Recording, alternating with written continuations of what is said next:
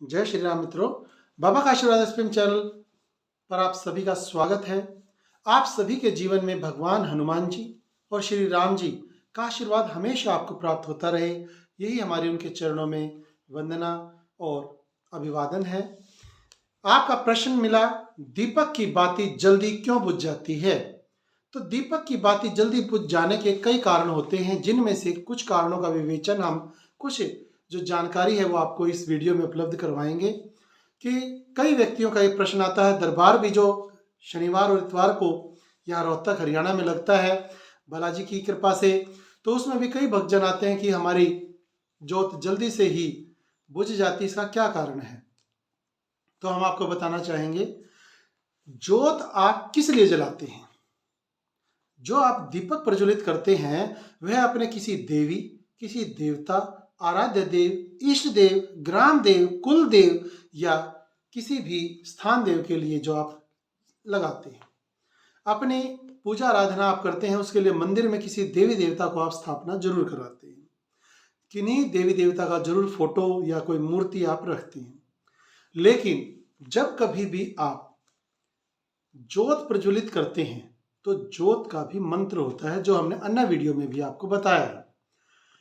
जोत के बाद जो आप जल का छींटा लगाते हैं अपने मंदिर में, उसका भी अलग से एक मंत्र होता है कि शुद्धिकरण के लिए गंगा जल का जो आप छिड़काव करते हैं, सामान्य जल का छिड़काव करते हैं, तो देवी देवताओं को स्नान कराया जाता है, पुष्प धूप दीप नैवेद्य अर्पण किए जाते हैं, उनका आवाहन किया जाता है, उनको भोग अर्पण किया जाता है।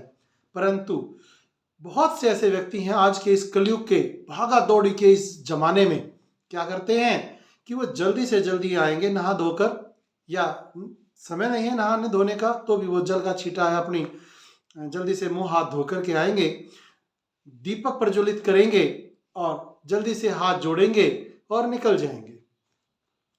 तो जो व्यक्ति ऐसा करते हैं कि जिनके पास समय ही उपलब्ध नहीं है, तो कुछ देर पहले उठें, कम से कम 5 या 10 मिनट पहले, या जिस समय वो आते हैं मंदिर में, किसी व्यवस्था में आते हैं, तो वो आने के बाद जब दीपक प्रज्वलित करते हैं तो उस दीपक के प्रज्वलित करने के बाद अग्निदेव प्रकट हो जाते हैं।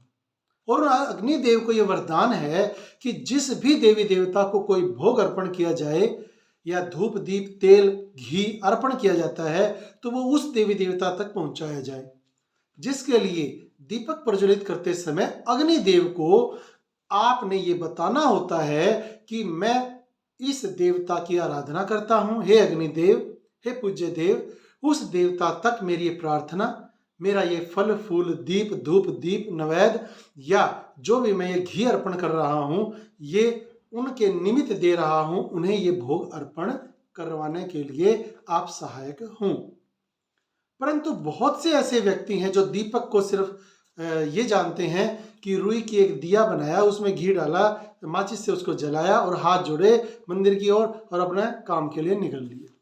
उन्हें उस प्रार्थना से कोई संबंध नहीं है, ना ही उन्हें ये प्रार्थना कभी बताई गई है, ना ही उन्हें ये पता है कि अग्निदेव के द्वारा जो उन्हें वरदान प्राप्त है कि वो किसी भी देवता तक उस धूप दीप नैवेद्य को अर्पित करते हैं, आपकी तरफ से पहुंचाते हैं।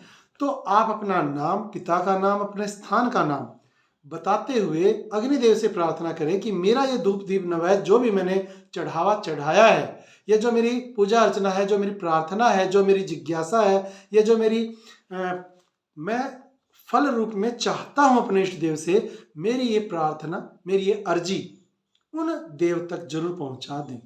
हे अग्निदेव, मैं इसके लिए आपका आभारी रहूंगा। तो इस प्रकार से जो अग्निदेव के लिए प्रार्थना आपने करनी थी, वो प्रार्थना आपने ना तो पता था, ना आपने कभी की, तो वो एक सामान्य ऐसा हो जाता है कि बस जल्दी जल्दी में आपने एक काम समझकर उसे जल्दी से निपटा दिया है। बस उसमें आपका हृदय से कोई अभिवादन नहीं है, कोई प्रार्थना नहीं है, कोई निवेदन नहीं है, कोई अर्जी नहीं है, कोई आप जो भगवान के चरणों में ये चाहते थे कि मेरा ये काम हो जाए, मेरा ये व्यापार सफल हो जाए, मेरे को नौकरी मिल जाए, मेरे को ये तरक्की हो जाए, मेरे बच्चे को बीमार है या मैं बीमार हूँ या कोई माता पिता बीमार है, ये मेरी बीमारी ठीक हो जाए, तो वो जो आप चाह रहे थे काम होना कि मैं हर रोज भगवान की पूजा करता हूँ, हर रोज दीपक जलाता हूँ, परंतु मेरा तो कोई काम ही नहीं हो रहा है। तो काम क्यों नहीं हो रहा है? दीपक तो आप हर रोज जलाते हैं। तो दीपक आपका संकेत देता है जब वो जल्दी जल्दी बुझ जाना शुरू हो जाता है, जल्दी जल्दी से बुझ जाता है, तो आप ये समझें कि आपकी प्रार्थना पूरी नहीं है, उस प्रार्थना में कुछ त्रुटि है, कुछ कमी है। उस प्रार्थना के लिए आपको उचित मार्गदर्शन चाहिए। उचित मार्गदर्शन के लिए आप चैनल की लाइव में भी जुड़ सकते हैं।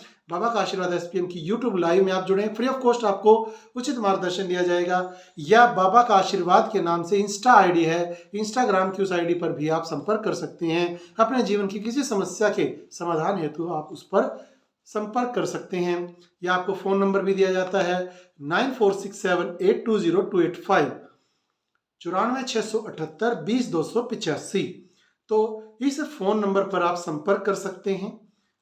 दरबार में आना चाहें तो शनिवार और इतवार को दरबार लगता है।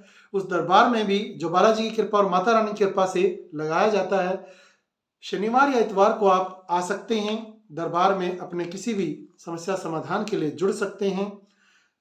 अपने इष्ट देव का जयकारा कमेंट बॉक्स में जरूर लगाएं। वीडियो अच्छी लगी है तो लाइक जरूर करें, शेयर करें, चैनल को ऑल नोटिफिकेशन के साथ सब्सक्राइब करें। जय श्री राम का नारा कमेंट बॉक्स में जरूर लगाएं।